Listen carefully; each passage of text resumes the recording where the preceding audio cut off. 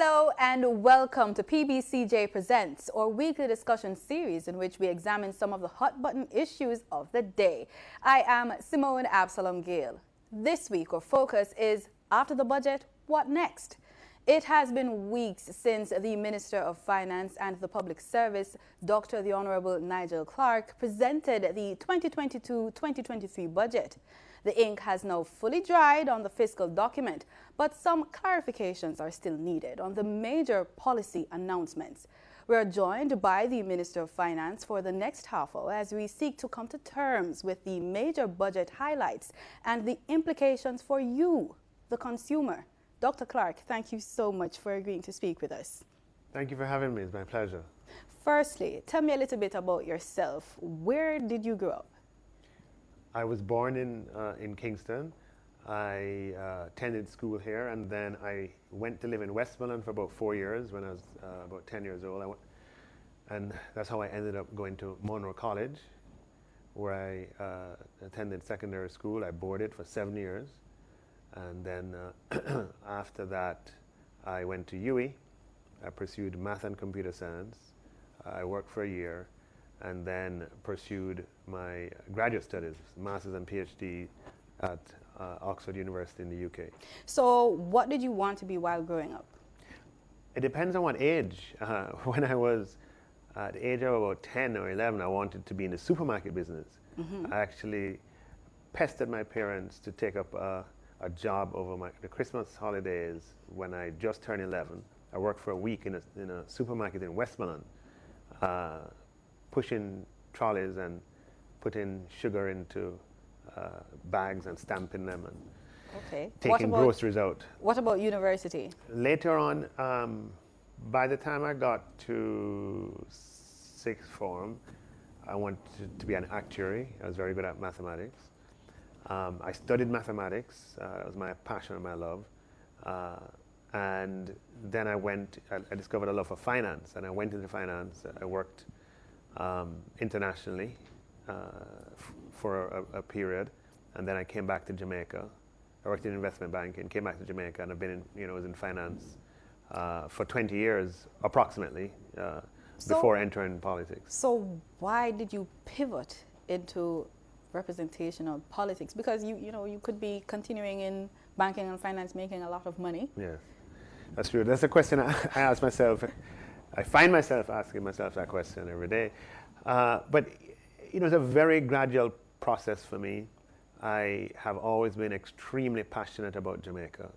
And even though I was in the private sector, I was always involved either in volunteer activities, charitable activities, or serving on the boards of public bodies, being a chairman of a public institution, and very interested in policy.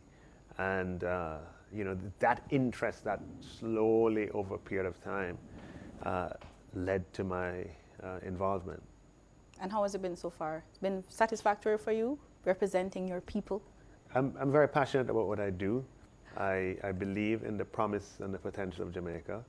And I definitely enjoy spending time to advance in policies that I think are in the best interest of all Jamaicans. Let's talk about one Jamaican, Paul, the barber. Yeah. Are you still getting his services via digital currency, still paying for it? Well, I'll tell you a question. My wife has someone who does, who comes by and does her nails and so on. Her name is Dawn, and Dawn came to the house the other day and said, "Wait a minute, when am I going to be paid by digital currency?" So, I started a little trend here that I hope multiplies, because it's going to make life a lot more efficient when we can transact just using phone-to-phone opportunities. So what's been the general public response about digital currency and the thrust forward towards that in the future? I think there's a lot of interest. I think there's a lot. I have been engaged in conversations with quite a few people who have expressed, this is just my personal sort of sample size, where people are intrigued by it. They want to try it. They want to see how it works. They want to benefit from the functionality of it. So, this is not a one-time push. We intend to, I think the Bank of Jamaica is going to be stepping up its promotion of digital currency. We hope to pass the legislation in Parliament to give effect to it, and that it's going to become, more standard going forward. We're going to see what government programs can be paid using digital currency to get more people involved and adopting it. So what challenges are you foreseeing in terms of getting Jamaica to move from physical to digital currency, and how do you plan to get over those obstacles? Right. So one of the potential challenges could just be the adoption, right? To actually start using it. You have to download the app and so on. And so the customer service around that, clearly this is a private sector delivery mechanism. So I hope that the customer service is such that people find that experience easy. And then, it's going to be adoption. It's a network effect. That the more people who use it is the more people who want to use it. And you have that network effect, and you suddenly pass this critical point, and it just takes off and becomes exponential. So we just want people to have good experiences downloading and installing the apps that make use of this. And of course, remember, we're offering $2,500 to every Jamaican who signs up for digital currency. They'd get $2,500 of digital currency in their e-wallet. So yes, hoping for good customer experiences on the setup and the sign up, and as people transact. You spoke a lot in the budget about public sector reform. This is to take place over the next 3 years. Put it simple for us, what are you trying to achieve in terms of salaries and wages in the public sector? Right, so I spoke to the public sector reform is a broad area. It has a number of components. The focus in this presentation, even as the other areas continue, is on the reform or the restructuring of public sector compensation. Public sector compensation is woefully complex and inefficient, and it's in need of reform. We are struggling to attract and retain talent needed to run the public bureaucracy, because pay is just has been subdued for a long time. The way in which compensation is organized is too complex, and it makes it unfair and inequitable across groups. For example. So let me give you a couple of examples. We have 185 allowances in the public service, and each group has their own category of allowances. Sometimes people you need a spreadsheet to be able to calculate your pay, because someone can be getting 10, 12 different allowances, and it's all right. And the allowance structure is such that it differs across different groups, and it differs within groups in ways that can breed, resentment and just unfair. We have instances where persons are, as I said before, unaware of their total compensation, because so much of it is caught up in allowances. The big problem with allowances is that when you retire, your pension is based on your salary, which in some cases can be a very small proportion of your total income. Right? And when we have salary increases, and salaries are increased by this amount and allowances by that amount, if my package is such that allowances are a big component, then I can be affected either positively or negatively. So 185 allowances for a small country is kind of ridiculous. We need to streamline that and get, and phase some of those out. And your total compensation is really your salary. We have 325 grades in the public sector, for example. As I mentioned in my budget presentation, a country like the UK, which is 20 times our size in terms of its population, and maybe 200 times our size in terms of the size of the economy, that's just an estimate. Mm-hmm. They have 7 grades in their public sector, 7 pay scales, 7. And we have 325. Will there come a time when we can equate our pay scale to the private sector? Well, that has to be the goal. That will take time, right? That's not going to be achieved in one go. And we're going to have to obviously generate a lot more income as a society, and to be, economy to perform in a much better way. But one of the goals of the exercise is certainly to bridge that gap. Definitely. Let's move on to taxes.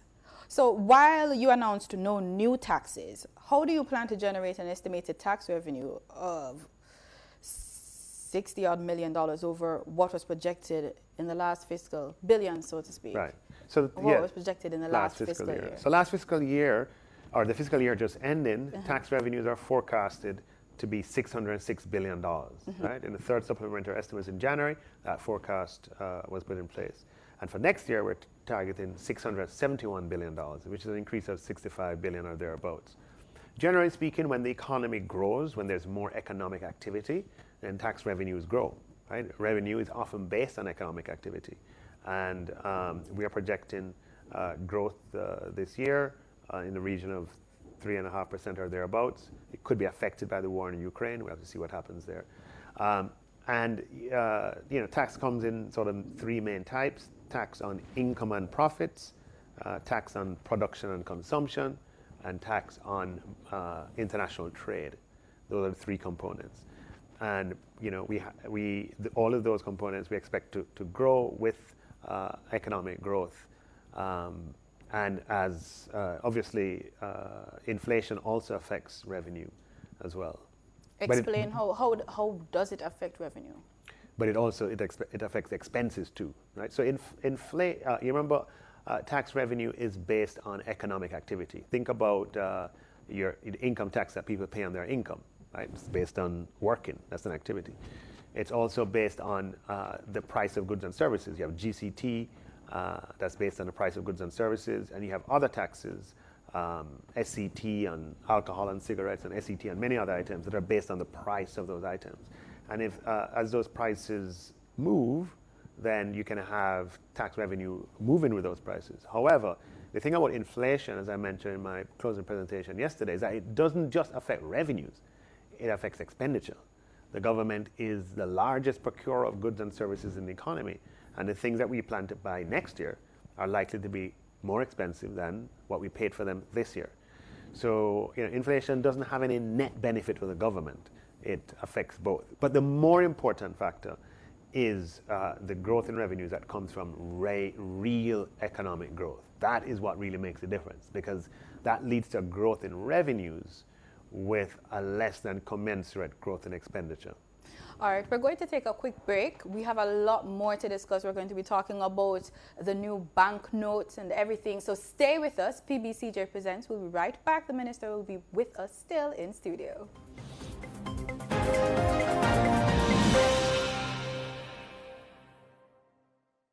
Together, we can create a safer Jamaica for our children.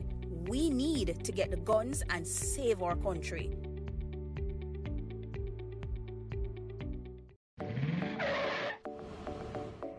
Never drive under the influence. It's essential to avoid operating a vehicle if you have been drinking. Refrain from taking certain types of prescription or substances that may otherwise make you impaired. This is a road safety tip by the Public Broadcasting Corporation of Jamaica. I wish to inform Jamaica that the government has already launched Operation Get Every Illegal Gun. My message today, therefore, is directed to the many young men who have illegal weapons in their possession, who hide the weapons, or as they say, lock them. And I'm speaking as well to the girlfriends, the baby mothers, the sisters and the mothers who give them cover and protection. I'm giving you warning. Put down the gun. Give it up. Leave the gang. Dissociate yourself from the gunmen. Otherwise, the consequences will be grim.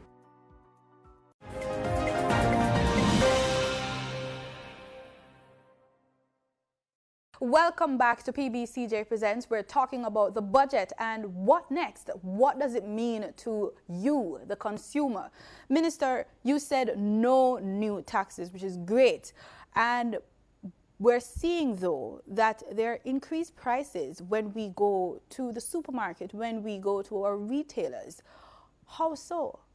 Yeah, so look, inflation is a problem. And inflation that we're experiencing is global in its nature. And it's from really two sources. The pandemic really has caused a lot of dislocation. As economies opened up, what happened in the pandemic is that demand plunged. Everybody stayed home, right? There was no demand for basic commodities for months. And all of a sudden, the economies, what happened is a lot of people kind of, suspended production, put stuff aside, et cetera, et cetera. And then economies came, a lot of economies came roaring back. And that led to a surge in demand for goods.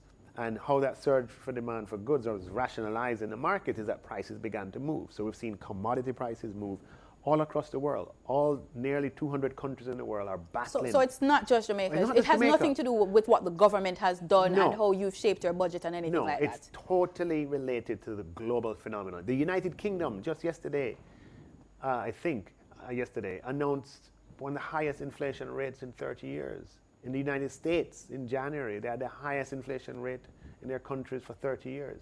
All across the world, we're seeing inflation rates that are the highest in decades. For my sixth form students, fifth form students, explain what is inflation? Inflation is the upward movement in prices that happens over time. And we measure inflation by reference to a basket of commodities. It's called the Consumer Price Index. Over 500 commodities that people use every day. Personal items, food items, energy items, transportation items, and so forth. And that basket, the aggregate price of that basket is tracked. And the change in the price of that basket over time, the percentage change, is referred to as inflation. So the banknotes, does that move have anything to do with inflation? No. Banknotes are entirely separate matter altogether.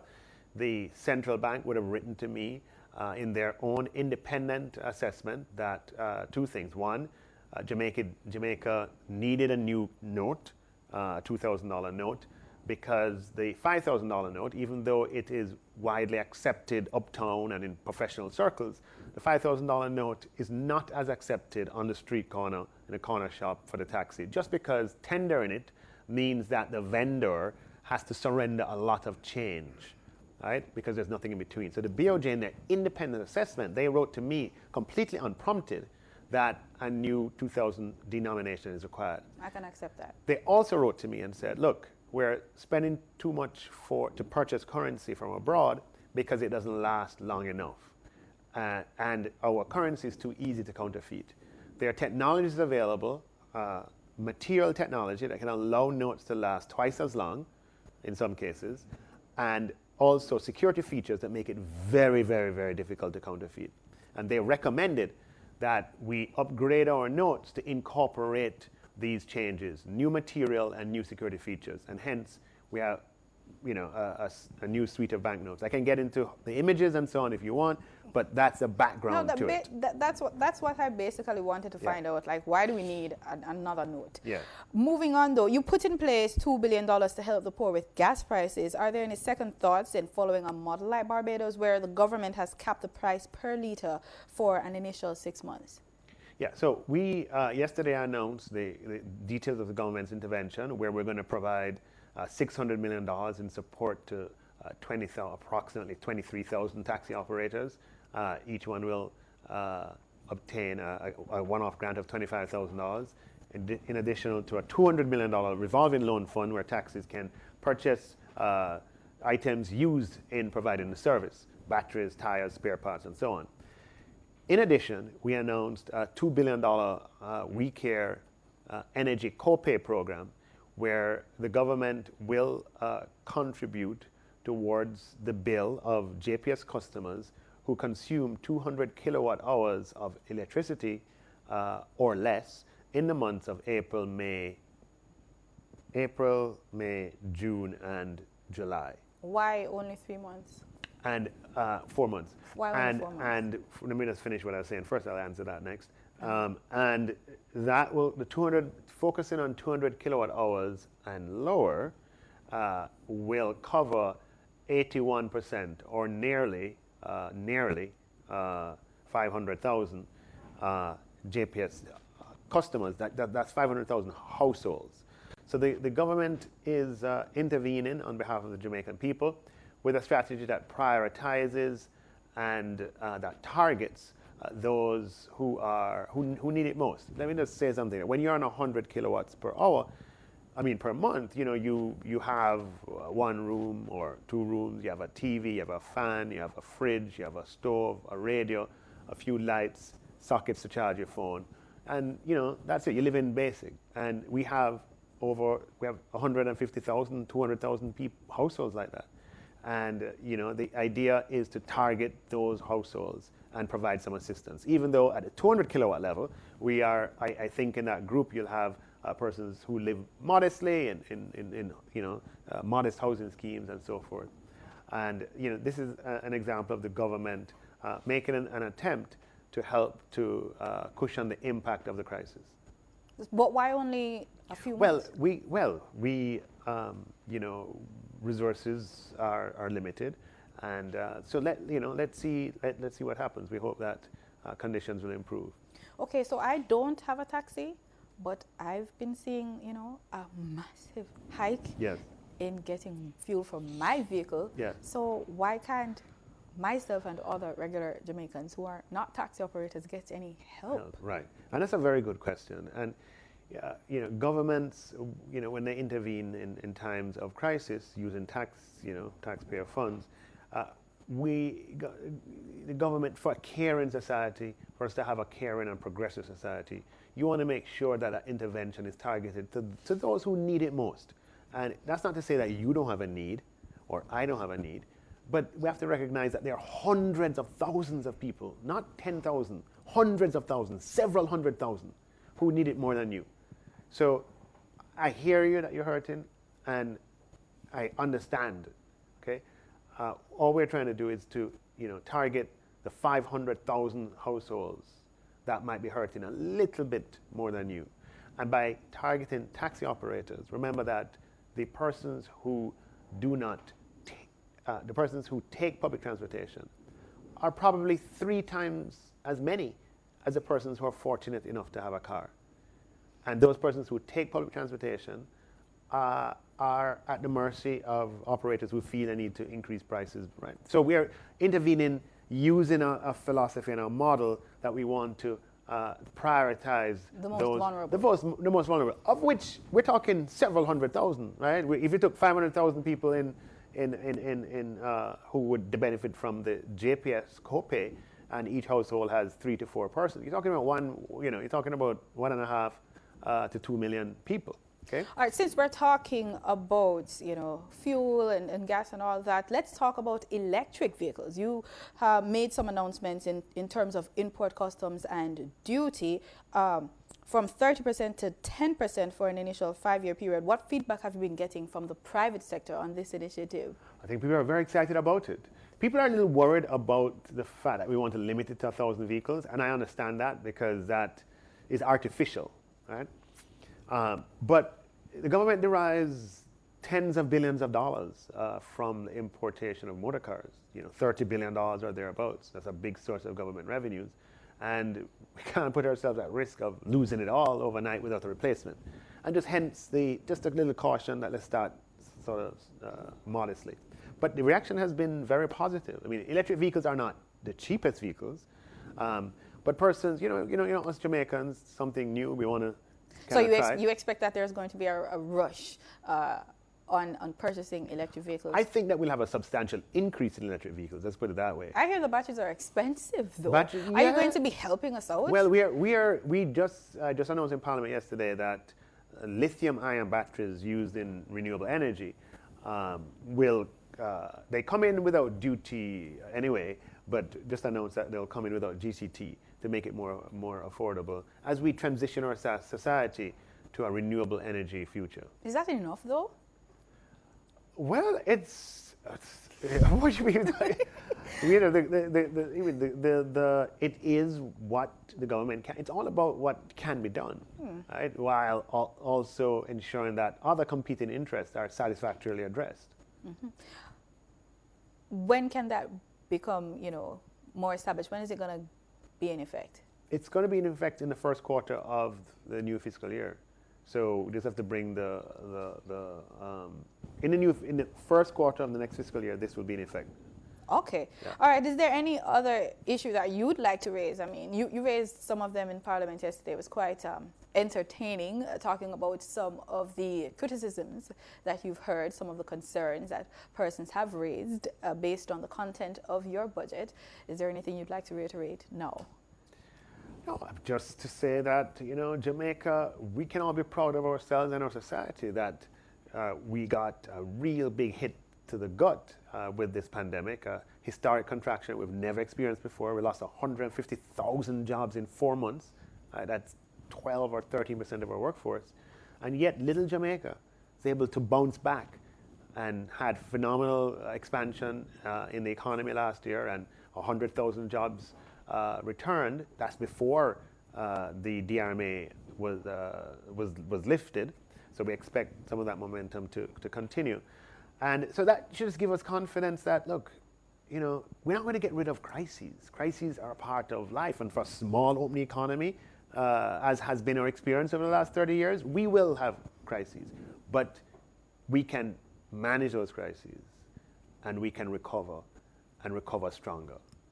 All right, speaking of DRMA, I've seen you out and about. We've all seen you out and about on the entertainment circuit. But as a Jamaican, though, you've been feeling the pinch. Anything that you're looking forward to now that, you know, the gate has been opened? What are you planning to do? You know, what are you planning to do? We've kind of forgotten, you know. I mean, it's been 2 years. Are you going to go to the beach? I don't know. You're going to keep a party, a boat party? What happens after 8 o'clock again? I mean, we've been at home for 2 years. Can you stay up after 9? Right. I think there has to be a kind of a rewiring, right, to kind of get back. No, but I'm looking forward to it. I'm very, on a personal basis, quite pleased that we have gotten to this stage, even though I do understand that risks remain, and we have to keep vigilant and wear a mask in public and so forth. But it's definitely a good day for all Jamaicans that we can congregate, we can celebrate, we can have a good time, entertain ourselves, entertain others in the evenings. Just don't take it. No. Don't get carried away. Be responsible. Be responsible. So you're planning to be. So you're going to go to more parties like, you know, Shensia parties, you know. I separate my public life from. All right. All right. Thank you so much for coming and speaking with us. I really found it very informative. You broke it down for us. Thanks so much for coming again, sir. Thank you for having me. All right. This has been PBCJ Presents, or topic this week, after the budget, what next, with Minister Clarke. Thank you for watching.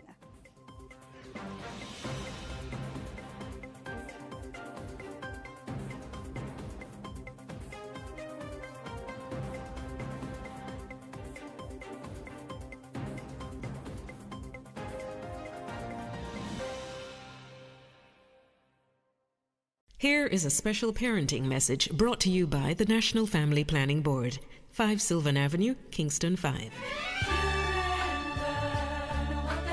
Every father should remember that one day his son will follow his example instead of his advice. That was a special parenting message brought to you by the National Family Planning Board, 5 Sylvan Avenue, Kingston 5.